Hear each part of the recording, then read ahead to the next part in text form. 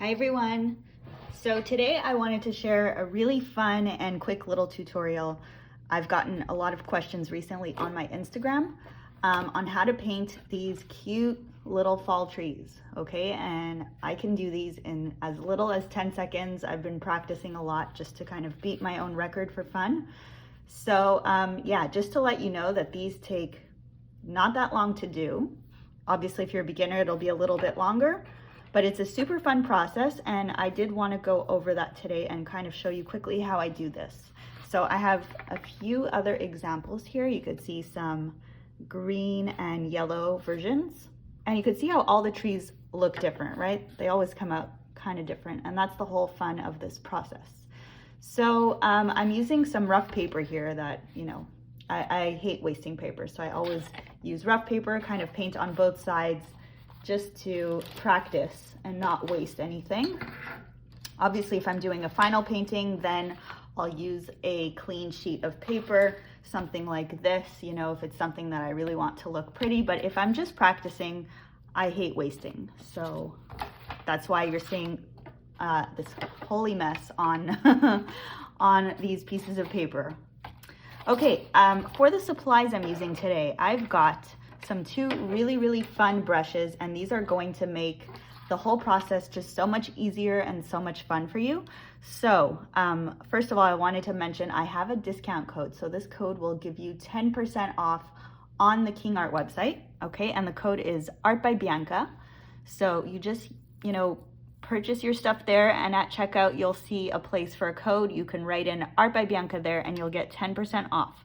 So the special brush I'm using today is a Stippler brush. This is what it looks like.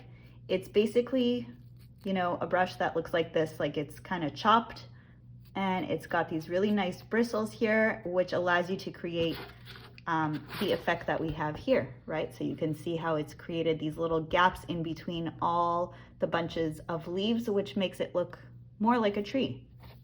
So I really highly recommend, I'm inventing words now, highly recommend purchasing this brush if you don't already have one that looks like this. Yeah, you should definitely get this and just love it.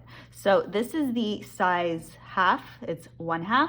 And once again, it's called the Stippler brush, DM Stippler. So I'll just leave this here. If you want to take a screenshot or anything or write it down, please go ahead and do that. Okay, and then the second brush I'm using for my details of my tree trunk is this cute little brush here. This is a size 4. Both these brushes are from the same line, so the original gold line, and this one is called a round stroke. Okay, so round stroke brush looks like this. It's got like a fine little point and a nice little belly. It's quite a small brush, and I like using this to create either little fine details in here if I want to add something, or to create, you know, just my little branches and tree trunk that you see in my paintings. Okay, so that's it for the brushes. Next we have our paints. So I'll be using Art Philosophy paints. There's so many different paints that I love to use for these trees. My number one go-to, I have to say, is the liquid watercolors. So this one right here is awesome. You could tell I've had this for a really long time. It's been kind of sitting facing the sun, so the logo has faded.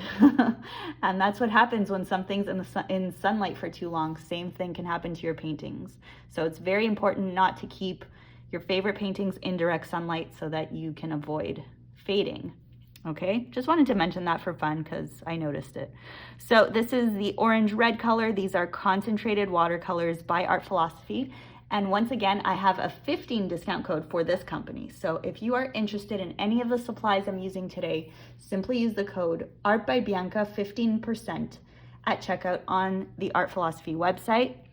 Don't forget to use the percentage symbol or the code won't work at checkout, okay? It's very important.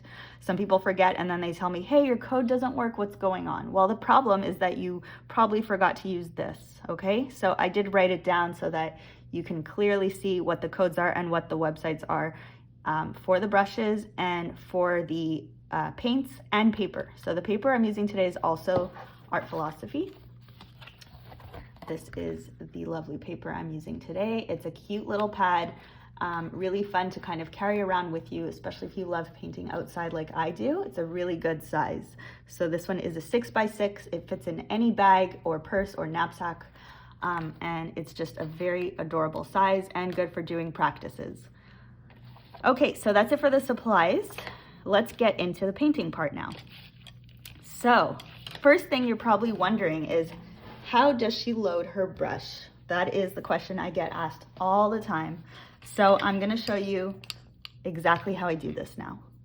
So first off, grab your water, then I want you to grab your Stippler brush and make sure it's wet. Make sure there's no old paint on there. So kind of turn that around in your water. Hopefully your water is cleaner than mine, okay? I know mine is dirty right now. And for those who have taken my Zoom art classes, you probably know that I am a very messy painter. I'm sure you've noticed my table is like covered in paint and stuff. And that's just part of how I like to work, okay? I think art is about making a mess and having fun and not caring so much about everything being perfect and clean. Because if it's perfect and clean, you are probably not, being as creative as you could be. Make a mess and clean it afterwards. All to say, I should probably clean this up after I'm done this video. But for now, we're gonna keep it as is, kind of showing you exactly how I do this and the state of my desk as I do this. So I'm just gonna zoom in so that we can see better. Okay, that's great. I'm still gonna use this sheet of rough paper just to practice. And as I mentioned, I wanna show you how I load my brush. So first off, let's decide on some colors we are going to use for this first tree. I like to use contrasting colors because I find that when I do, I can see clearly both colors on my sheet of paper, right? So you can see here, the contrast is super nice between the yellow and the red. So yeah, I like to use contrasting colors. You can also use colors that are more similar, but the results may not be as nice. So just one second, I want to grab another color here. I'm just looking at my tubed watercolors.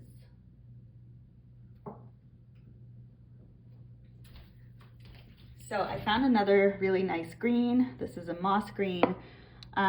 As I mentioned, you can use the tubes or you can use the watercolor pans. So this is the pan that I like to use right now. It's mixed with a few different ones, but this is the one I use mostly, or one of the ones at least. It's Odyssey.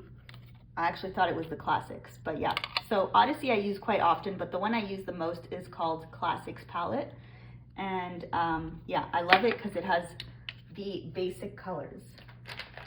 Now, right now I don't have a yellow in this pan, so I am going to use this yellow right here. It's a lemon yellow. It's also Art Philosophy and it's highly concentrated. This is a professional grade watercolor tube. So you're kind of seeing my favorite watercolors from this brand right now. And you're probably like, oh my gosh, this girl is playing with so many different paints. Which one is she gonna use? And that's the whole fun of it. So let's start off just by testing out this color right here. Right now, it's very thick and concentrated. So what you need to do with watercolors, especially if you're working from a tube, is water that down. So I've just added a bit of water to my brush and you can see this is a really nice, delicate yellow. Okay, that looks perfect. It's good to test your colors before diving in, just so you know what you're working with. Okay, so that's my first color. And then I've got this orange red color. So I'm gonna test that out for you so you could see which color this is. So you just need a little dot for this. It's quite concentrated. And as I say that, you could see it's like so liquidy. So sometimes you need to mix these. So I'm just gonna mix that up a little and add another drop. There we go, see the difference? So this is what it looks like. Orangey red color, really nice and vibrant. Okay, next step, I want you to grab your Stippler brush. Okay, you have your brush now, and I want you to grab the smaller brush and paint on. I know this sounds crazy. So grab as much pigment as you need before you start, very important. So now I want you to paint on your brush with your other brush. And I want you to paint a full side. Full side. Actually, you know what? Put it all around. It's best to have more than less. So let's put it all around our brush. You're just painting the outside right now. And then I want you to go to the flat part of the brush and do the same thing. Grab your yellow and then add that to the flat part of your brush.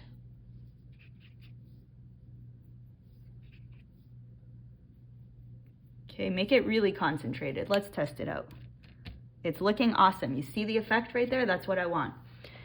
Now our second color is darker. So you don't want to overpower what's already on your brush. You just want to grab a little bit of that orange.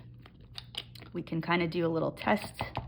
So this one's like almost finished. So I should really get a new tube, but for now, let's just use what we have. Okay, same thing now. You want to go now to the flat part of your brush like we did before. Okay, go into this orange color and put that only on one side. One little side here, just a little bit. Okay, you can see the difference. I've got the orangey red there and then the yellow there. Now, once we have this, let's start. So I'm zooming in so you can see this. These are really small trees that I like to paint. So we've got one there.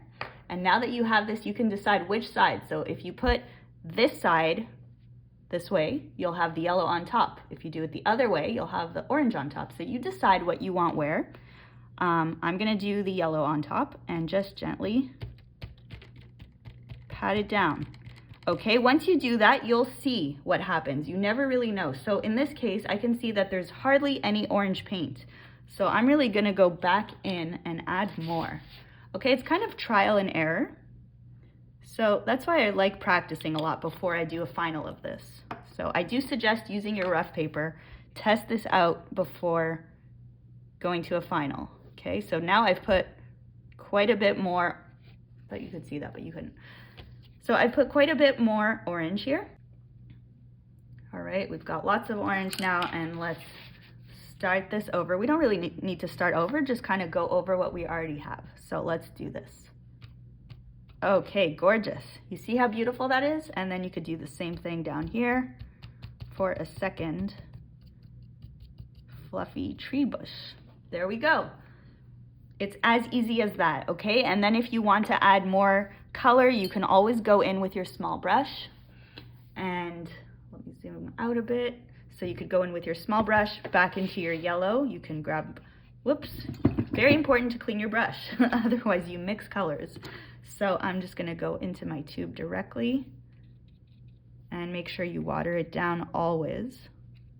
Otherwise you'll get a very thick substance that's more like gouache or acrylic paint. So you really want this to be quite watered down. That's why it's called watercolors. Okay, and then from there you can go in and add a little bit of yellow or whichever color you prefer. It could be red, it could be orange, you decide. Okay, and you can add some more details here. So I'm adding a bit more yellow because I feel like I just want a little more. You could do the exact same thing with the orangey red. So I could go here, grab it, and gently add a few little dots. You decide where. Once again, you're the artist. I'm just showing you how I would do it. So I kind of put this all around in different places, making sure that the yellow shines in different areas, right? Because I really want a contrast for this painting. Once you're done, make sure to close your tube if you are using a tube. And the last step is the most fun. So at this point, you have two options. You can either wait for this to fully dry. Once it's fully dry, you can go into your brown and kind of add the trunk and the branches, or you have another option, which is, you know, while it's wet, you go into your brown and then you add the brown, and naturally, because this is watercolors, the brown will bleed into our tree, creating a little bit of brown within the colors that you see here. So a good example of that, I don't really have such a good example, but actually, if we look here, you could see that this was wet when the brown went there. So the brown kind of seeped into the tree area here. Okay, it's not such a big deal.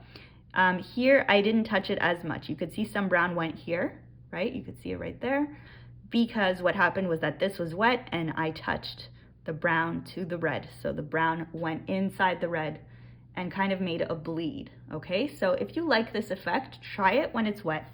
If you don't like this effect, then wait for it to dry.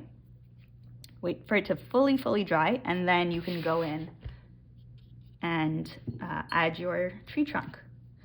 Okay, so this is the color that I'm using. It's kind of like a darkish brownish black. And then from there, you want to start off with your trunk. So tree trunk first, something straight like that. And from there, wherever you see spaces in your tree, so I've got some spaces here, you can add branches in different areas. And you could imagine this one goes down and goes here and there, and maybe we can add a small one here. Make this a little longer. Okay, you could add as many or as little as you want. And that's it. This is how you create your little trees.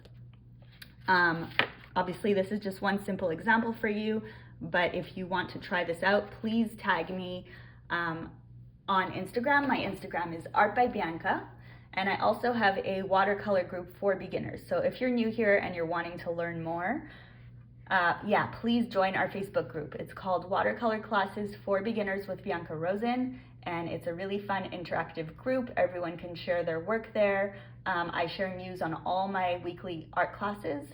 So basically I teach live classes on Zoom, and I'm just zooming out here so that you can kind of see the results while I talk. And let me show you some of these paintings that I've taught on Zoom, just so you could get an idea of what you can learn. So this is something we've done on Zoom. These are beginner-friendly classes. If you're interested in any of them, I have recordings as well, so you can email me, biancarosendesign@gmail.com. And all these classes are for sale. So they're usually $45. If you want more than one, I can offer discounts. So just email me if you're interested in any of these. I'll just show you a few for fun. We had a really nice geranium one recently, so that was a gorgeous class, loved it. So all these are 1-hour classes. Anyone can do them. I explain everything in detail, just as you've seen how I've done this tutorial. So it's the same concept, but it's full classes, full hour classes, and I explain everything. And by the end, you'll have a beautiful painting of your own that you could frame or gift to a friend. And the classes are yours for life, so highly recommend them. If you're interested or have any questions, please email me, and I hope to see you very soon. Bye for now.